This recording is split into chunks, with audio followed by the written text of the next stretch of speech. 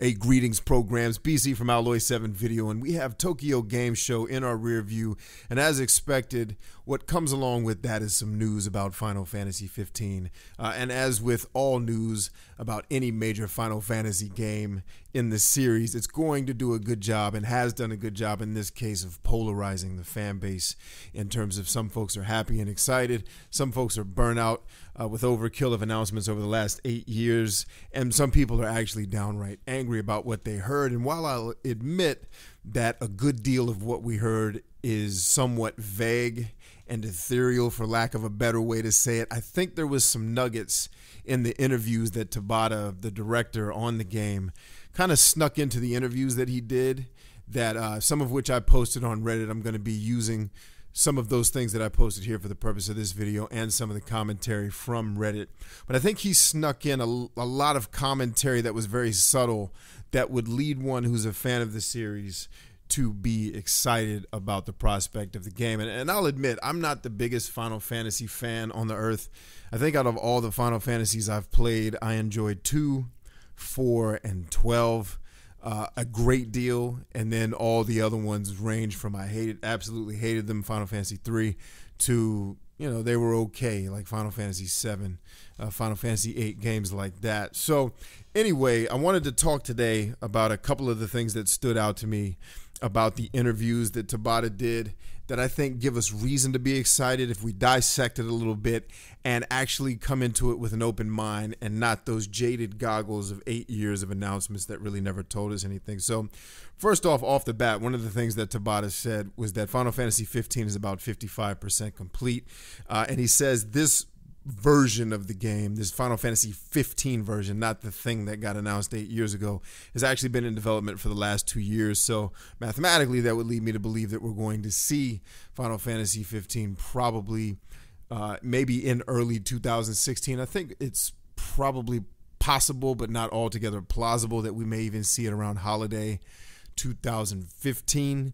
It's not typically what Final Fantasy is known to do, and I don't know that they'll be able to get it out that fast. But exciting to think about the fact that we at least can see light at the end of the tunnel.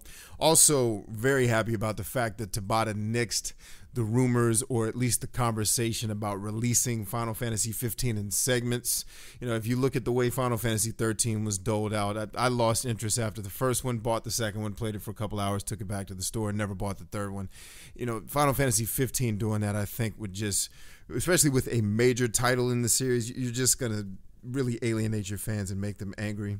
And I really don't think on a next-gen console you can get away with that the way you did on Final Fantasy 13. Also, there was a comment that he made about the exploration and the open world being vast. And even though there's going to be a sense of structure to it, that there is a world that you can go out there and explore, his quote was, "I think a lot of people are going to have fun looking at the scenery and running around." So that's one of the main reasons I'm drawn to games like Two Worlds, Oblivion, Skyrim, the Gothic series, Risen, is this fact that I can just go get lost in the world and go loot hunt, maybe kill some monsters and level, just approach the world the way I want to approach the world. And I think that's something that's been greatly missing from Japanese role-playing games in years past, somewhat due to the technological limitations of the systems we've been playing them on, but also I think it's rooted in developers trying to streamline games such that folks that aren't fans of JRPGs could kind of get into them and have that sense of linearity and mission structure.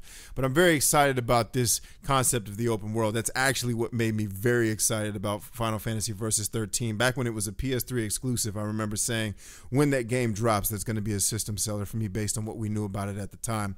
But some of what alienated the fan base, and that's where I want to kind of focus this video on, is he made a comment in an interview about he wanted to make Final Fantasy 15 with this casual approach. And the minute you say casual to any diehard fan base of games, you're immediately going to alienate them.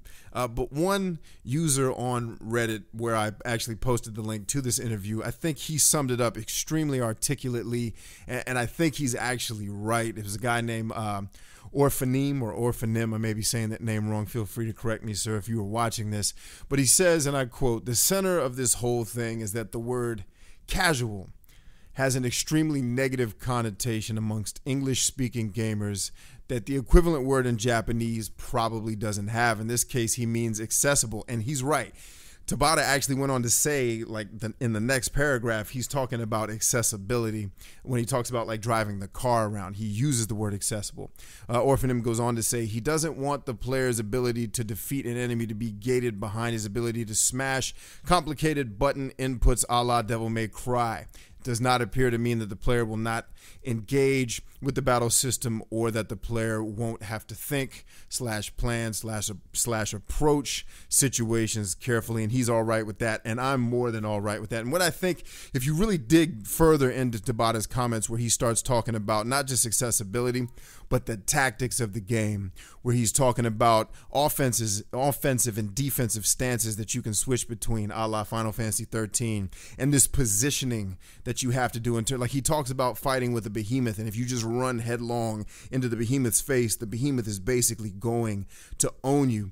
And Tabata's quote goes a little something like this. He says, cooperation with your companions is carried out automatically, but since there are easy to use weapon and ability co-op components, we're preparing it so that you have fun figuring out which settings work through trial and error, trying out one combo and then another. So what that sounds like to me, the first thing I thought of when I heard that was Final Fantasy XII's Gambit system, which is my favorite combat system in Final Fantasy, and consequently that's also my favorite Final Fantasy because of that. If I have the ability to set these stances, if you will, or these postures, these dispositions of my team, and then when I get into a battle, they execute a tactical approach to an attack based on these dispositions that I've set up, that mirrors the Gambit system extremely. And that is going to make, if that's how it's going to pan out, and we don't know for sure, but that's kind of the sense I get, that he's not just talking about button mashing. What he's saying is the AI and the algorithms running the game are smart enough to understand that when you flank a behemoth and you press the action button, it's smart enough to know, based on your disposition that you control, you switch between these offensive and defensive stances based on what disposition you have in place. That's the series of attacks and combinations that are going to unleash upon your enemy. And I love that because I think there's going to be a learning part of the game where you'll have a certain stance in place, and let's say you have the fight with that behemoth and you get served. Well, let's say you adjust your disposition a little bit, you go into the battle and you own the behemoth. Then that's a lesson learned that you can say, okay, in future battles, this is the disposition I have to use in order to attack a certain group of enemies. And I remember in Final Fantasy XII, by the end, I had my gambits so tight that I very rarely even had to touch the controller. And I know a lot of folks don't like that because they prefer what I consider to be more of the micromanagement approach in battle. I prefer to manage my team prior to the battle and let them execute when they get on the battlefield, a la real combat. So that's really what I took away from that. I'm actually very encouraged by his comments. I just think you had to read a little bit deeper than the word casual and one button action, because what I think he's also getting at is that not so much you're just going to mash the X button to oblivion. I think what he's saying is, I don't want you focused on having to do this complicated set of controller wizardry in order to pull off the moves that this is the move you want to pull off. The game knows this is the move you want to pull off, and it does it because it's smart enough to do so. Think about the AI in like a game like Persona 3 where the AI is excellent. It knows that this enemy is weak against fire. I'm going to use a fire spell here. You don't need to let me choose that from a menu. And, I compare that to a game like Xenoblade Chronicles where, I'm all over between the D-pad and the analog sticks and, I'm hitting RZ or whatever Nintendo calls the trigger button instead of the bumper. And it's like, okay, and then I got to press up on the D-pad to get my team to focus on the monster that I'm fighting. Like, that game requires a lot of dexterity with the controller, and I think that's what he's trying to get away from, is this micromanagement on the battlefield versus set your tactics, set your disposition, go into the battle. If you start getting beat on the fly, you can change your disposition, continue the battle, and win. And those are the things that I'm really excited about. One of the other quotes that I think was kind of buried in the text was Tabata, and it's not a quote, I'm just going to summarize it, but Tabata wants Japanese players to re-engage with this. So one of his primary goals, one, is to make this the best Final Fantasy ever, but what manager on a project wouldn't want that? But I want Japanese players to re-engage in the home. And we know right now home consoles are taking a beating in Japan. I don't care who makes them, who the manufacturer is. Japanese folks are playing on mobile devices. He wants them to come back to the fray. So what that tells me is there's going to be a semblance of Final Fantasy going back to its roots, because that's what really brought in that fan base from the beginning. So getting away from some of the things I think they experimented with to get the West involved, they're like, you know what, I also want to get my native folks back involved and be encouraged to go out and buy a PlayStation 4. So that leads me to believe that there's going to be a lot of thought put into the tactical, but more importantly, the character and party development system, which I know is a big staple in Japanese role-playing games. It's what I love about them the most, and I'm really looking forward to seeing that. So I'm not on the doom and gloom train here. Obviously, we don't have enough factual information to say it's going to be the greatest game ever, but I think there's enough very subtle information and hints to let us know that I think Final Fantasy is probably in good hands. And frankly, I don't think, even though I didn't hate Final Fantasy 13, I don't think it can really get more off the rails than what they tried to do there. So what do you guys think? Are you on board with me? Are you still excited about Final Fantasy 15? Because I'm still very much fired up about it. Have you heard enough about it? Are you burnt out after 8 years of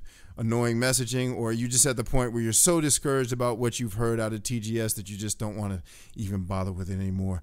Let me know in the comment section, man, and I will definitely be there to talk it out with you guys. But until next time, my friends, until all are one, this is BC, the Brain Supreme at Alloy 7 Video, signing off, reminding you to like, to subscribe, and all that jazz. If you would, please. If you don't want to, it's all good. But most importantly, we're here to engage with you, so leave us some commentary. Check us out on alloy7.com. I am at the second letter on Twitter. We'll see you guys next time. Peace out. Alloy 7.